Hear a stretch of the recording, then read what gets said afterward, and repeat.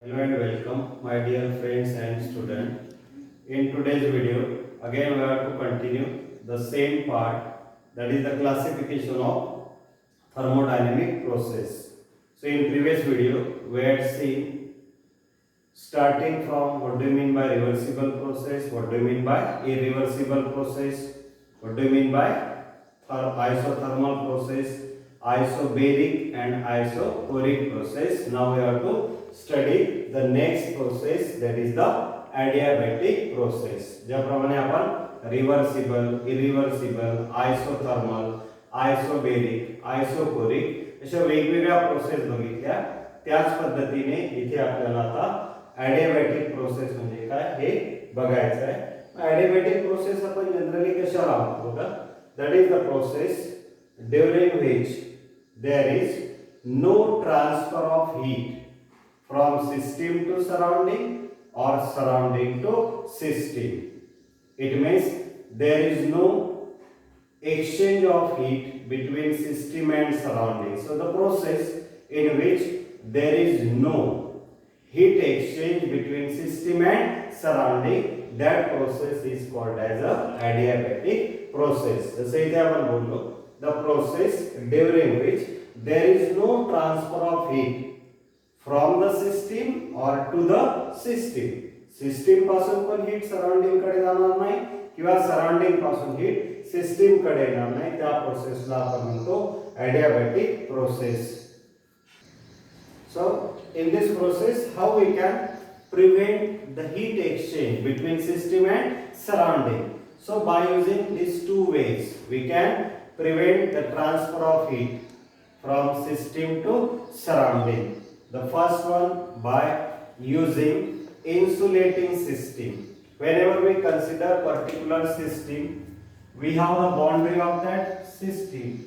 If this system is completely insulating, that property of insulating material doesn't allow the heat to move outside.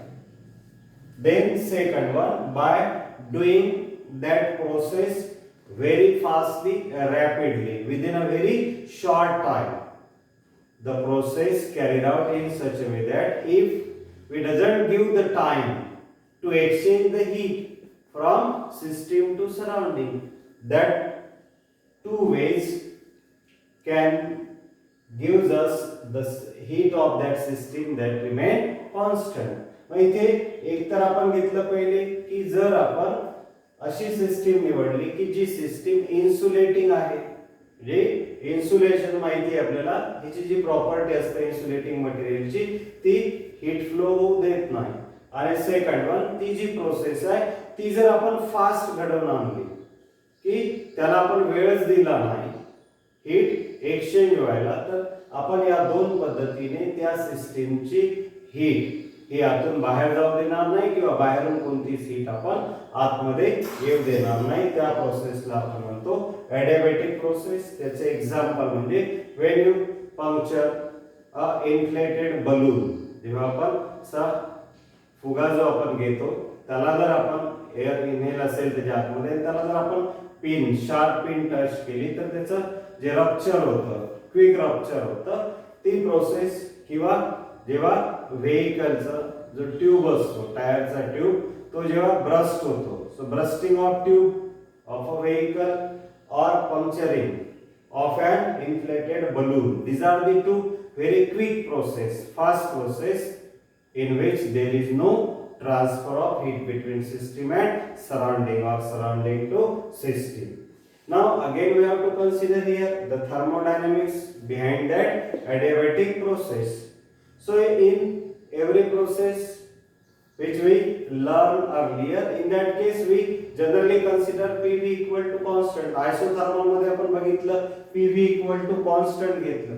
इथे आपल्याला adiabatic process मध्ये जी first step लक्षात ठेवायची आहे, कारण ज्याच्या पासून आपण एक्सप्रेशन फॉर वर्क डन काढणार आहे, ते म्हणजे P V to the power gamma equal to constant, the product of pressure and volume to the power adiabatic ratio. This gamma is the ratio of specific heat capacity at constant pressure and specific heat capacity at constant volume. यालाच आपण adiabatic ratio पण म्हणू शकतो.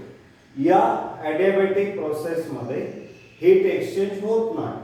मग जी heat आपण त्या सिस्टीमला देऊ इथे या जी काही हीट त्या सिस्टीमच्या आतमध्ये ऑलरेडी असेल तर त्यामुळे त्याचं जे टेम्परेचर आहे ते टेम्परेचर आणि इंटरनल एनर्जी हे दोन्ही काय होतात चेंज होतात. म्हणून तुम्हाला इथे लक्षात ठेवायचं आहे in adiabatic process though there is no exchange of heat between system to surrounding and surrounding to system, but whatever the heat possesses by that system, because of that heat there is a change in temperature and there is a change in internal energy. So change in internal energy is given by delta U equal to N into CV into delta T. Delta U represent change in internal energy, delta T represent change in temperature. जसे इथे आपण सांगितलंच आहे की adiabatic process मध्ये temperature. Now in this adiabatic process we already explained there is a change in temperature and there is a change in internal energy. So consider the change in internal energy as delta U equal to N into CV into delta T. Now start from the work done. In thermodynamic process is generally given by this is the total work done equal to integration to the limit from Vi to Vf, means initial volume to final volume, P dV. Now from this equation you have to put the value of pressure as the product of P into V to the power gamma equal to C, that is the constant. Therefore the value of P is equal to C upon V to the power gamma. So if we put this value in work done, then we have work done equal to integration to the limit from Vi to Vf. This C upon V to the power gamma, that is the value for pressure into dV. आता हे C constant असल्यामुळे आपण याला फंक्शनच्या बाहेर घेऊ. So integration to the limit from Vi to Vf dV upon V to the power gamma. आता इथे आपण याला डिनॉमिनेटर कडून न्यूमरेटर कडे नेत असल्यामुळे त्याचा जे पॉवर आहे त्याची साइन चेंज आहे. इथे प्लस आहे तर त्याला न्यूमरेटरला नेताना काय होईल मायनस. म्हणून work done equal to in C integration to the limit from Vi to Vf V to the power minus gamma dV. Now here you have to use the formula integration of x to the power n dx equal to x to the power n plus 1 upon n plus 1. By using this formula we have to solve this integration. So let us quickly revise it. In case of adiabatic process, here you have to consider the product of P into V to the power gamma equal to constant, where gamma is the adiabatic ratio. So in adiabatic process there is a exchange, there is no exchange of heat energy. That's why here though there is no exchange of heat energy, but what happened? There is a change in temperature and the internal energy. So change in internal energy is given by, that is delta U equal to N into CV into delta T. Now consider the work done. So work done is given by integration to the limit from Vi to Vf. आपल्याला या process मध्ये जे काही work done असेल ते generally consider करायचं आहे integration to limit from Vi to Vf P dV. इथे आता आपण या P ची व्हॅल्यू ठेवणार आहे या इक्वेशन पासून. ती व्हॅल्यू आहे C upon V to the power gamma. ती व्हॅल्यू ठेवल्यानंतर कॉन्स्टंटला फंक्शनच्या बाहेर घेतलं आणि इथे आपण एक मॅथमॅटिकल स्टेप केली. आपल्याला V to the power gamma ला इथे न्यूमरेटरला न्यायचं आहे म्हणून त्याची साइन जी आहे पॉवरची ती चेंज झाली V to the power minus gamma into dV. आता याला आपल्याला इंटिग्रेट करायचं आहे या रूलला वापरून. Now if we use this formula integration of x to the power n. N is any power. So you have to use this formula, x to the power n plus 1 upon n plus 1. Instead of n, here we have the power minus gamma. So the answer will be integration of v to the power minus gamma dv equal to v to the power minus gamma plus 1 upon minus gamma plus 1. इथे आपण n general फॉर्म्युल्यामध्ये आपल्याला दिलाय, इथे n च्या जागी घ्यायचे तुम्हाला minus gamma. So minus gamma plus 1 upon minus gamma plus 1 आणि लिमिट ठेवायचं ब्रॅकेटच्या बाहेर vi टू vf. आता इथे हे minus gamma plus 1 as it is ठेवलं मी आणि याला मायनसला मी नंतर लिहिलं. मायनस गॅमा प्लस 1 च्या ऐवजी मी लिहिलं त्याला 1 मायनस गॅमा. आता पुन्हा हे फंक्शनच्या बाहेर घेतलं आपण हा ब्रॅकेट, म्हणून आपल्याला मिळाला work done equal to c upon 1 minus gamma. इथे राहिलं v to the power minus gamma plus 1 to the limit from vi to vf. आता इथे लिमिट पुट करायचं. लिमिट पुट करताना पहिले अप्पर लिमिट घ्यायचं. v च्या जागी काय लिहायचं तुम्हाला vf मीन्स फायनल व्हॉल्यूम आणि vi म्हणजे इनिशियल व्हॉल्यूम. म्हणून मग इथे लिहिलं मी final volume minus initial volume power as it is लिहायचं. आता पुन्हा आपण जसं इथे केलं होतं डिनॉमिनेटर मधली टर्म न्यूमरेटरला नेली. आता इथे आपण पुन्हा न्यूमरेटर मधली टर्म जर डिनॉमिनेटर मध्ये नेत असेल तर याच्या साइन ज्या आहेत त्या चेंज करायचं. जिथे मायनस आहे तिथे प्लस. आता मायनस गॅमा आहे म्हणून इथे प्लस, इथे प्लस आहे म्हणून मायनस. ही middle sign as it is ठेवायची.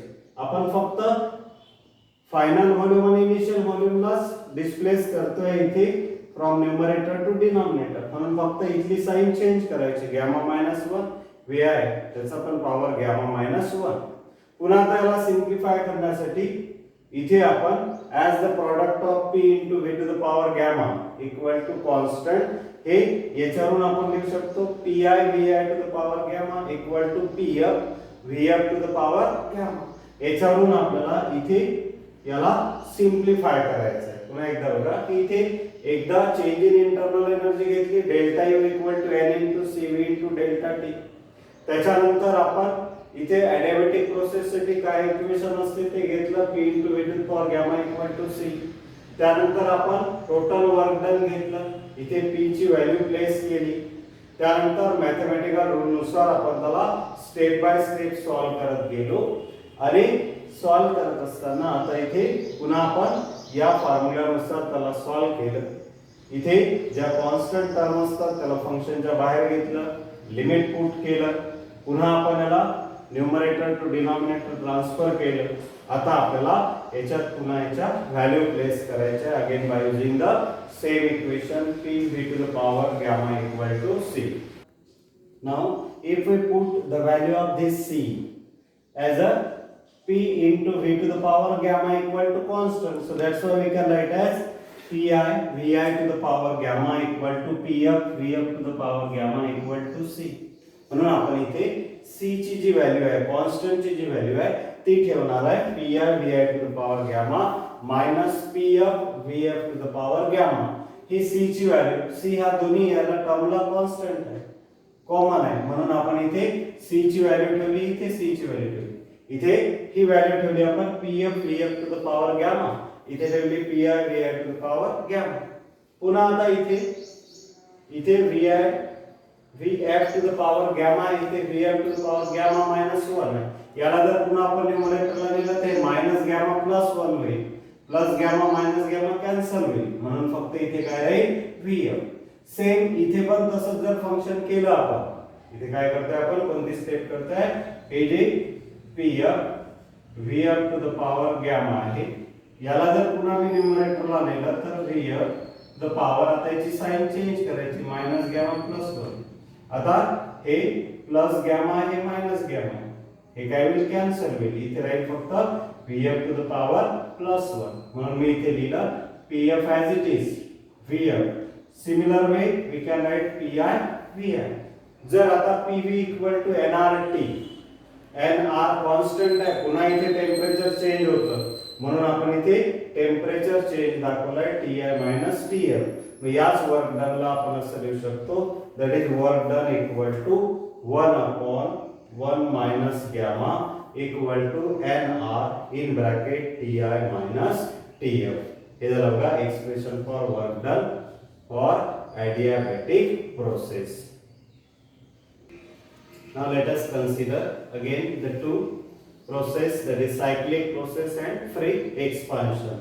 So as the word itself indicates, cyclic, it means this is the thermodynamic process which return system to its initial state. That process is called as a cyclic process.